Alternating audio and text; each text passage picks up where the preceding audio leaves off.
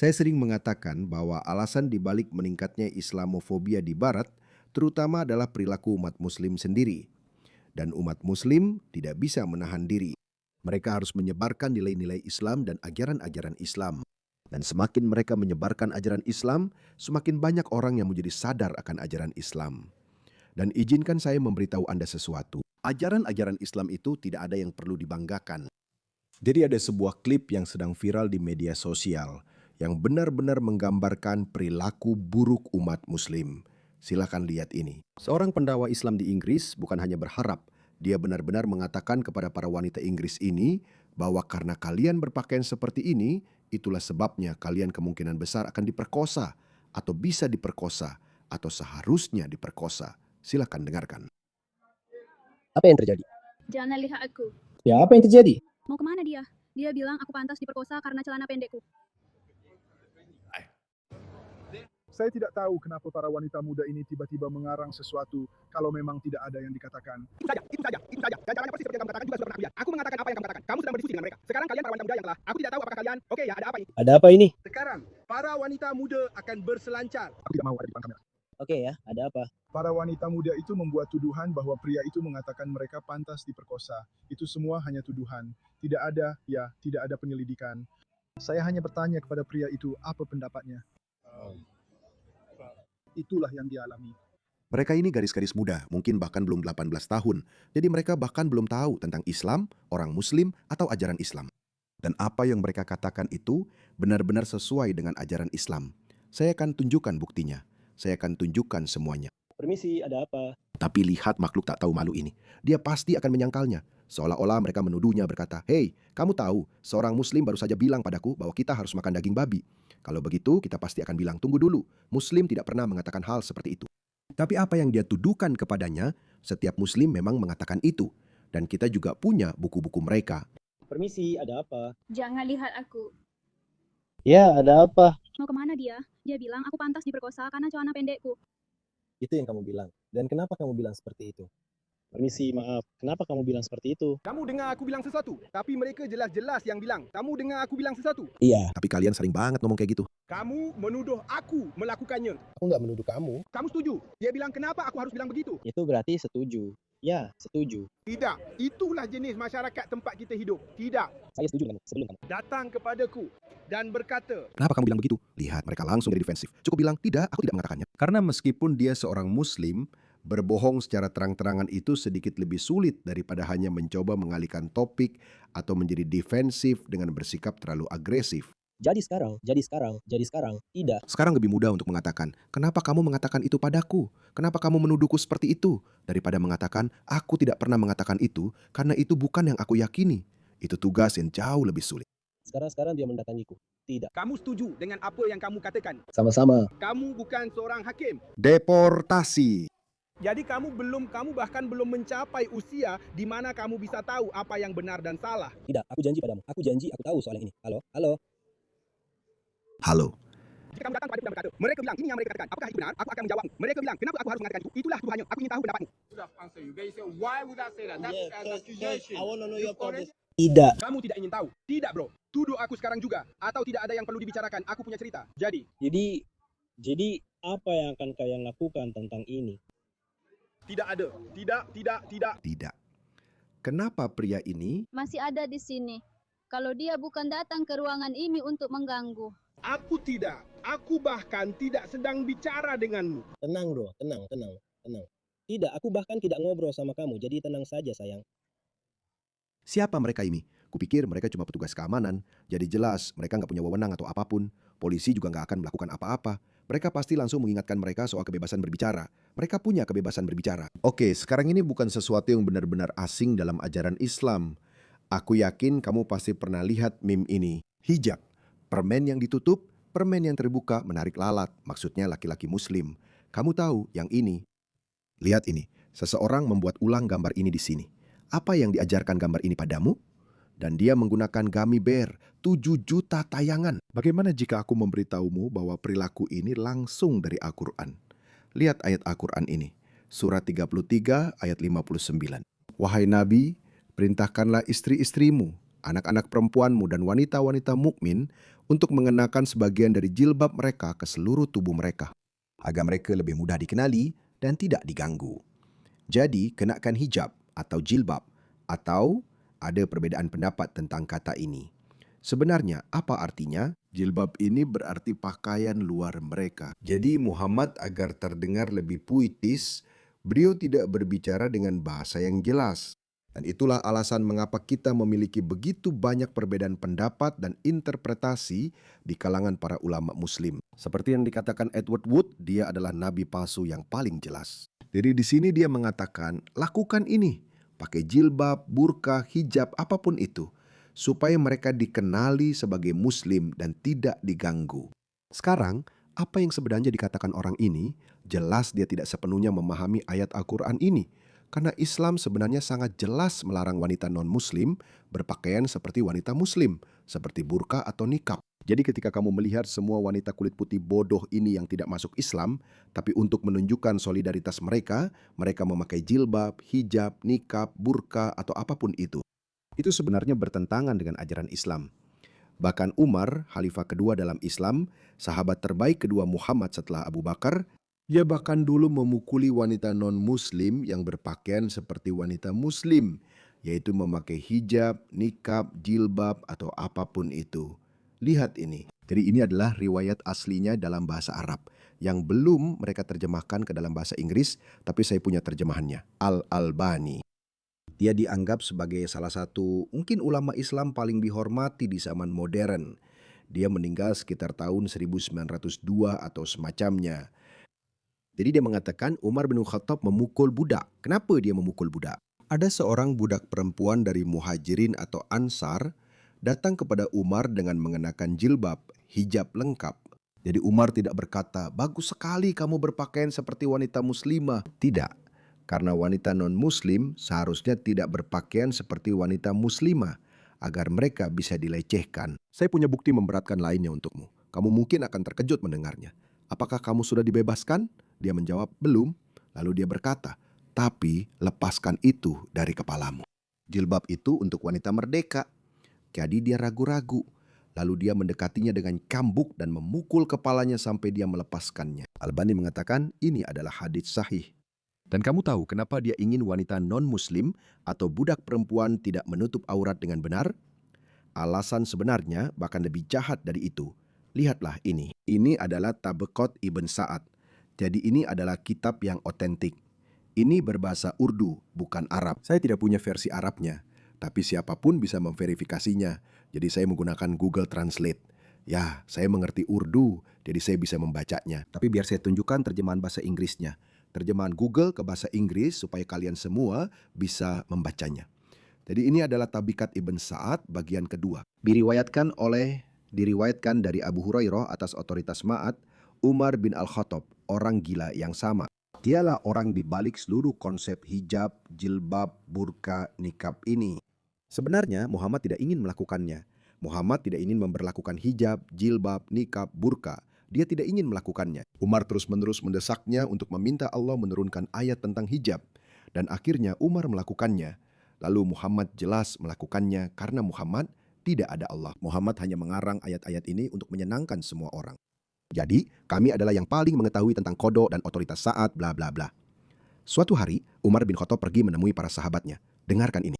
Ini adalah orang yang sama, Umar, yang memukul seorang budak perempuan lain karena memakai hijab dan berkata, aku telah melakukan sesuatu hari ini, berikan aku fatwa tentang hal itu.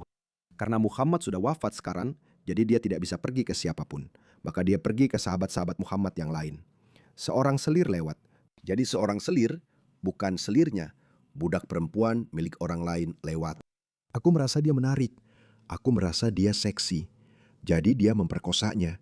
Meskipun dia sedang berpuasa, seluruh jamaah ikut menindihnya. Jadi intinya dia bilang bahwa dia tidak meminta fatwa karena memperkosa seorang selir. Jadi kau tahu, berikan aku fatwa, berikan aku keputusan agama bahwa aku tidak melakukan kesalahan apapun. Dia tidak khawatir tentang memperkosanya. Dia khawatir tentang memperkosanya saat dia sedang berpuasa. Karena Muslim tidak diperbolehkan berhubungan seksual saat berpuasa. Itulah dilemanya. Kau tahu, lihatlah prioritasnya. Jadi Ali, menantu dan sepupu Muhammad, salah satu mu'alaf termuda dalam Islam yang tidak diizinkan memiliki istri kedua selama Muhammad masih hidup. Tapi setelah Muhammad wafat, dia mulai menikah ke sana kemari. Kemunafikan.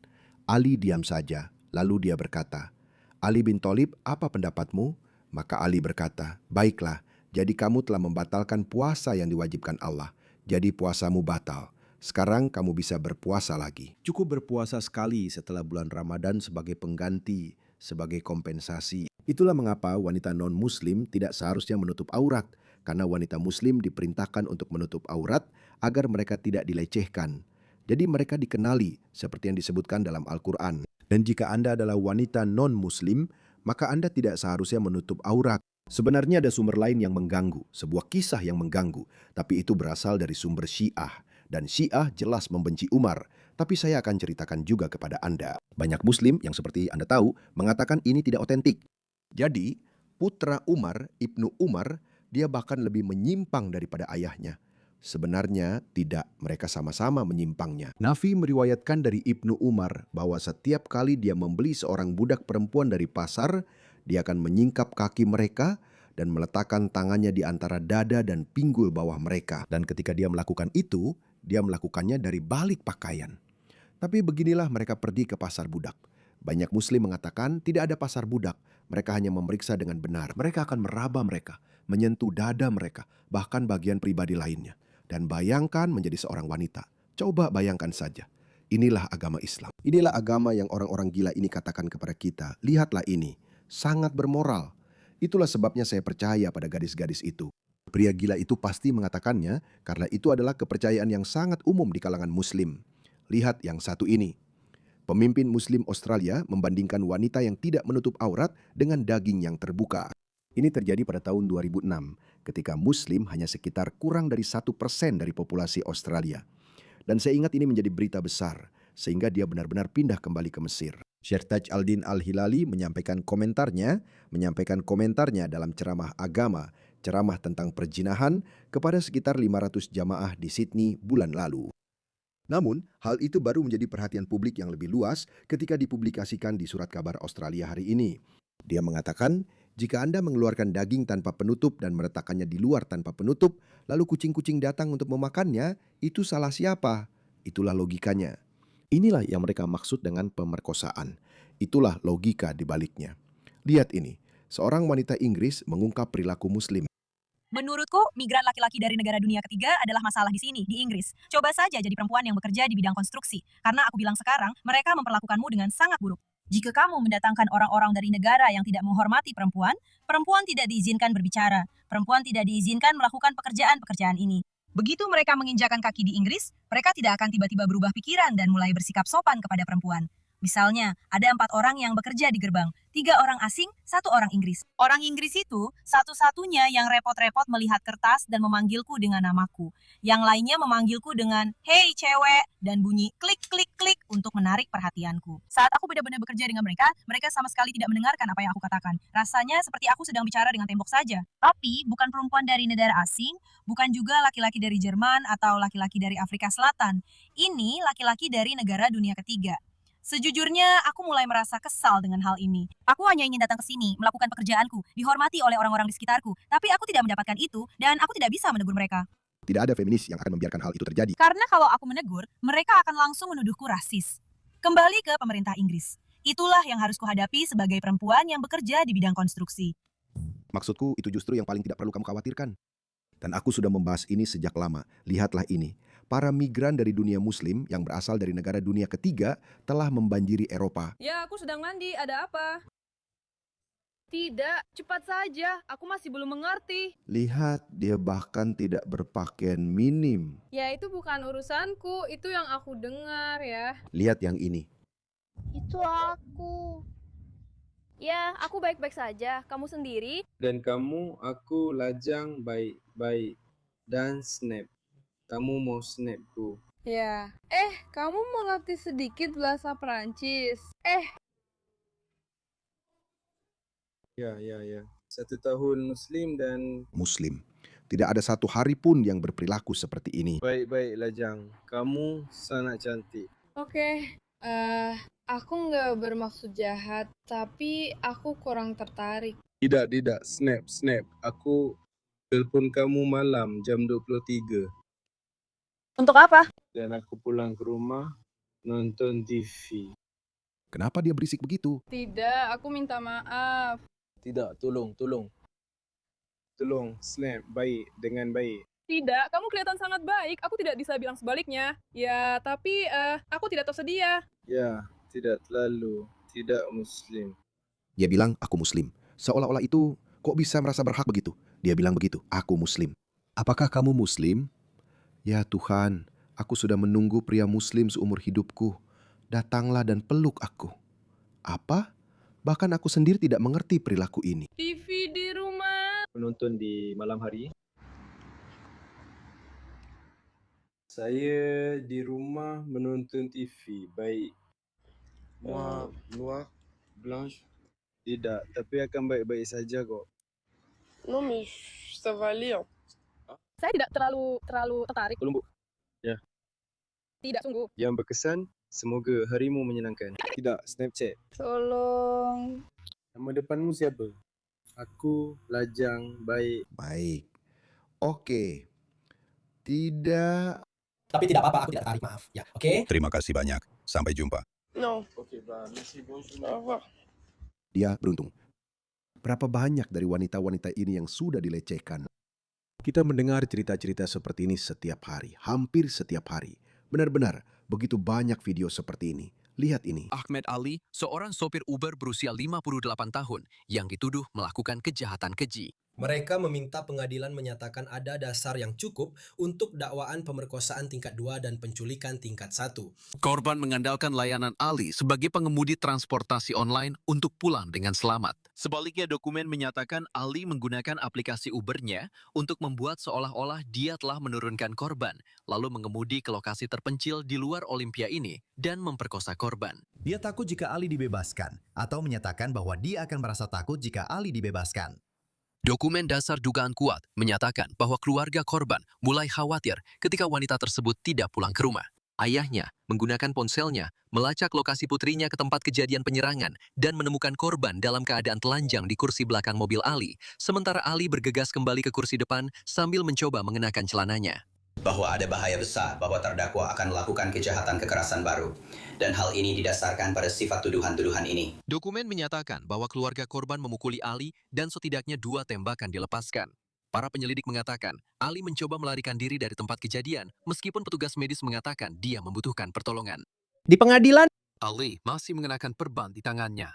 Di dekat lokasi penyerangan, saya berbicara dengan seorang ayah yang mengatakan kepada saya bahwa sangat mengerikan mendengar apa yang terjadi pada putri orang lain di akhir pekan hari ayah.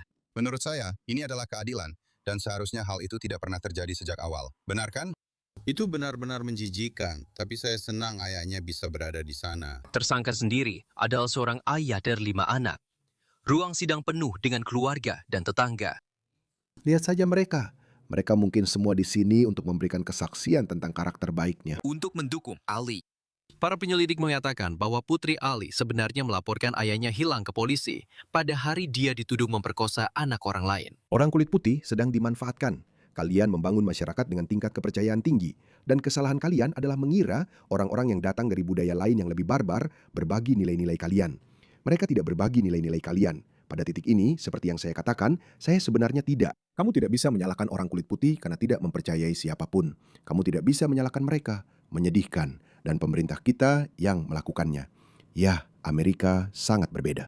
Tapi video yang tadi kita bahas di awal, badut ini harus dideportasi bersama seluruh keluarganya.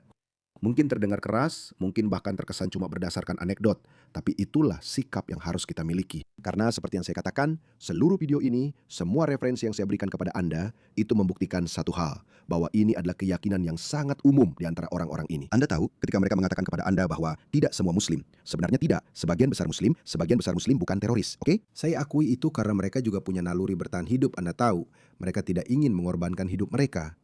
Tapi sebagian besar Muslim memegang pandangan-pandangan ini. Ketika Anda membawa orang-orang yang memegang pandangan seperti ini, masyarakat seperti apa yang akan mereka ciptakan? Apapun masyarakat itu nantinya, itu tidak akan menjadi masyarakat Barat. Inilah mengapa kami mengatakan Islam tidak cocok dengan peradaban Barat. Jika Anda ingin menyelamatkan Barat, singkirkan Islam. Buat Islam menjadi tidak populer, tidak dapat dijangkau, tidak dapat dipraktikkan dalam bentuknya yang paling murni. Larang daging halal. Lakukan banyak hal seperti ini. Banyak dari masalah ini bisa diselesaikan. Saat ini masyarakat kita bergerak ke satu arah di mana kita terlalu berusaha. Kita menuruti para barbar ini. Begitu kita membalikkan arah, begitu kita mengubah haluan, seperti, oke, kita tidak akan menuruti kalian. Oke, kita memang tidak bisa mencabut kewarganegaraan semua orang hanya berdasarkan agama mereka. Tapi kita bisa melakukan hal lain. Larang semua ini, larang daging halal. Larang mereka sholat di jalanan. Larang mereka terus-menerus membangun masjid-masjid baru ini. Hanya perubahan kecil seperti ini saja sudah akan membuat banyak orang enggan datang ke sini. Dan kemudian banyak orang akan mulai pergi. Sekarang jelas tidak semua orang akan pergi. Tapi jika jumlah mereka mulai berkurang, maka itu adalah hal yang baik secara keseluruhan. Lalu kamu bisa bilang bahwa, oke, proses penyembuhan sudah dimulai. Kalau tidak, perempuan-perempuanmu akan terus dilecehkan, dipermainkan, dan para politisimu akan terus memanipulasi kalian.